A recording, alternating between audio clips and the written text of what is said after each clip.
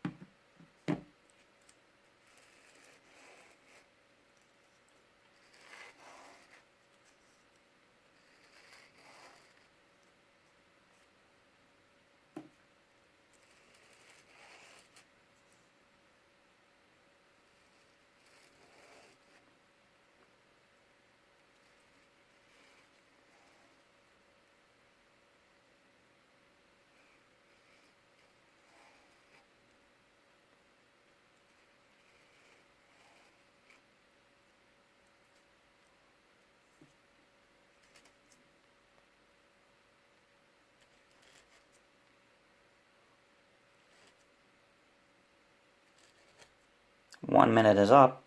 You should be on to the questions and start underlining keywords.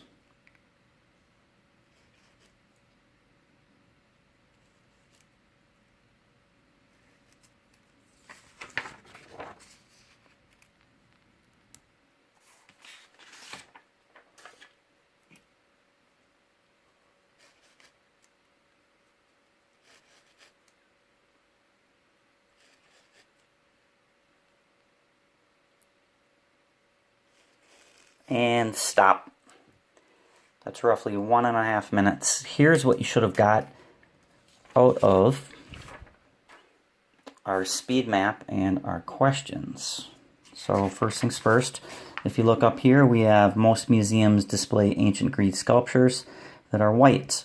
Over here, contemporary museums reconstruct them and they try and put some paint on them. Okay, determining how the paint was originally, this is kind of what they're talking about here. Team of members and technology tried to help figure out what colored paint that was. And we're trying to still determine what color paint, revealing the aspects of the ancient statue in the museum, how we're going to restore it. Should we paint it? Should we not paint it?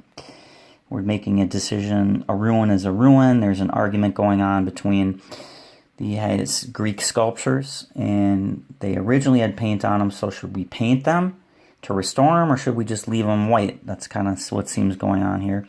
The ancient Greeks themselves promoted the idea of ruin value. They did not do that.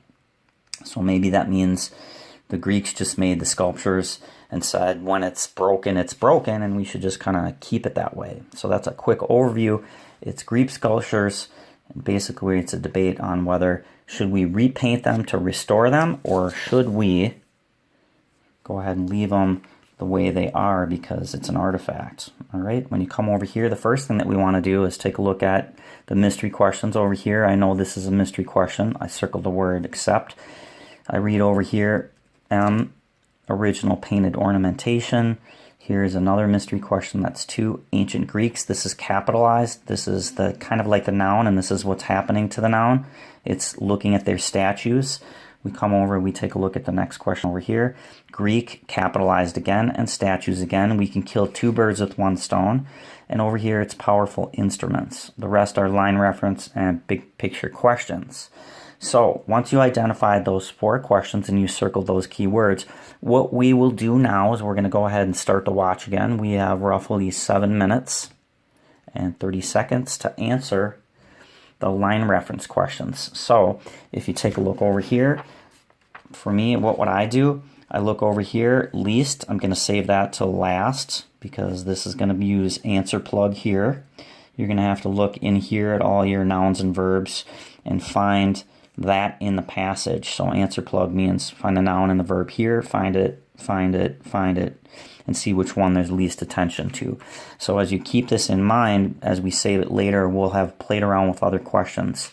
And so we'll be able to kind of know the lay of the land faster. Over here, this looks pretty straightforward. I think I'll start with that one. That will be the first one that I would do. Then we come down over here, line 68. I would look at this one, probably do that second. Keep in mind that if it's in the middle of the paragraph, we're going to look at the topic sentence above that.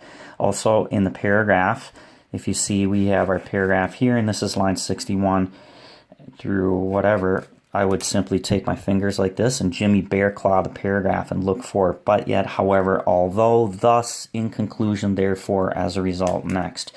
Simply look for those flag flip-flopper words or structural clues, as we call them in the English section. Come over here, I see it's line 7. It's asking me about one word. I'd probably do that third. That seems pretty easy. Another line reference question, I'd probably do that maybe fourth. And I would think about looking at the topic sentence as well. Also, don't forget the good stinky rule, which is positive or negative. And topic sentence. Moving right along, I look over here. Here's another raking light. You could do that fifth. And then down over here, that's a mystery question. So let's start with these questions 1, 2, 3, 4, and 5. Keep in mind I'm looking for original ornamentation, Greek statues for both of these, and some type of an instrument which could say something like, you know, a computer, or, you know, a crane or something like that, or maybe a telescope, whatever that they're looking for. I don't want to give any hints away, but basically that's what you're going to do. All right, so quick review. Here's what you did. Came over here. You have 1 minute to kind of come over and quickly speed map.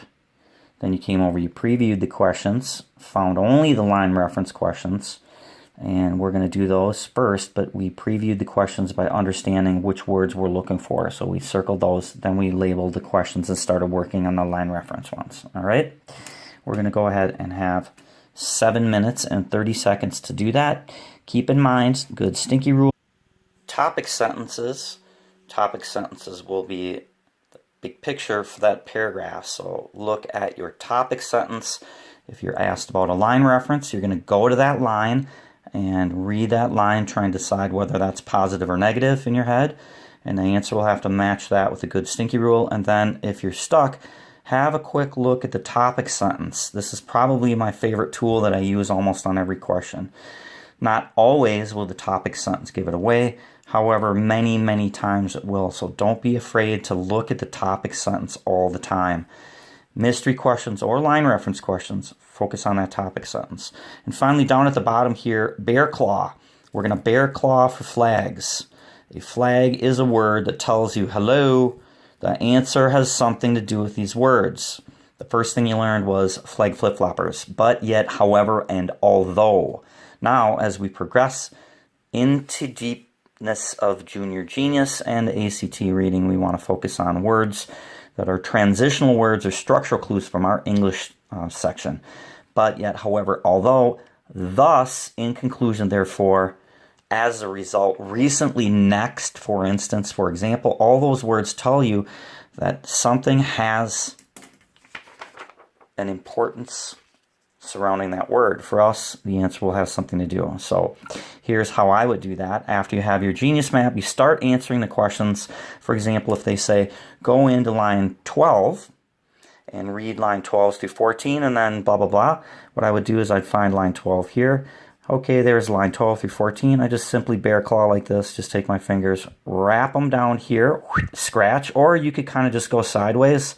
Look in there and look for transitional words that tell you, hey, there is a word, and then simply circle it.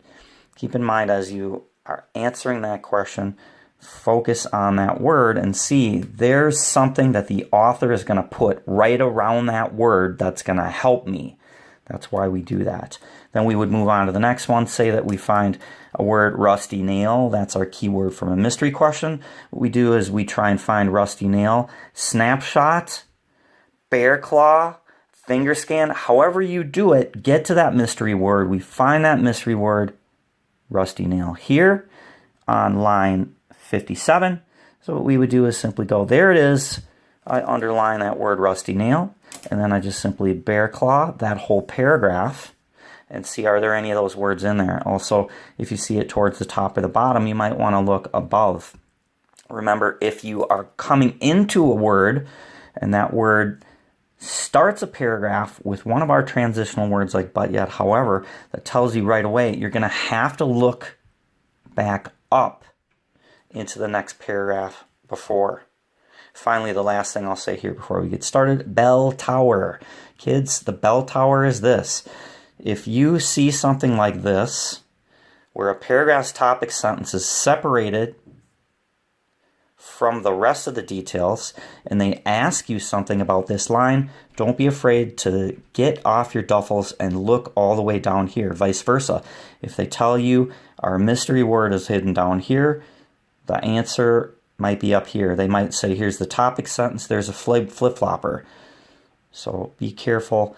If you see something down here, look there. If you see something here, look down there. That is how we're going to use the bell tower. All right. Without further ado, here's what we're going to do. Right now, you need to have your Genius timekeeping device or pull out your cell phone and get it into the stopwatch mode on your clock, on your phone. We're going to have 7 minutes and 30 seconds to go ahead and answer these questions that we've already previewed here, the 10 questions.